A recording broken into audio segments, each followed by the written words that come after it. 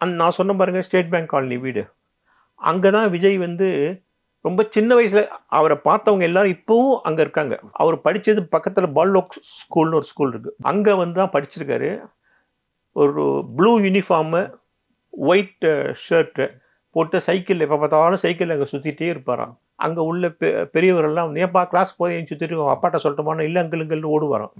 சைக்கிள்ல அங்க எப்ப பார்த்தாலும் அங்கேயே தான் சுத்திட்டு இருப்பாராம். அதனால அது வந்து அந்த ஏரியால உள்ளவங்க இப்ப கூட சொல்றாங்க, "விஜய் இங்க ரெகுலரா சுத்துவாரு" அப்படின்ட்டு.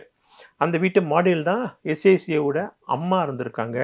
அந்த வீட்ல எப்பயுமே கூட்டம் வரும். ஏன்னா, எஸ்ஏசி வந்து நெறைய நீதிக்கு தண்டனையெல்லாம் எடுத்த காலம் அது. அங்க வந்து நெறைய கூட்டம் வந்துட்டே இருக்கும் டைரக்டர பார்க்கறதுக்கு. இன்னொரு பக்கம் அவங்க எஸ்ஏசியோட அம்மா வந்து பெந்தகோஸ்ட் பிரிவை சேர்ந்தவங்க. ரொம்ப ஆர்த்தடாக்ஸ் கிறிஸ்டியன் அவங்க.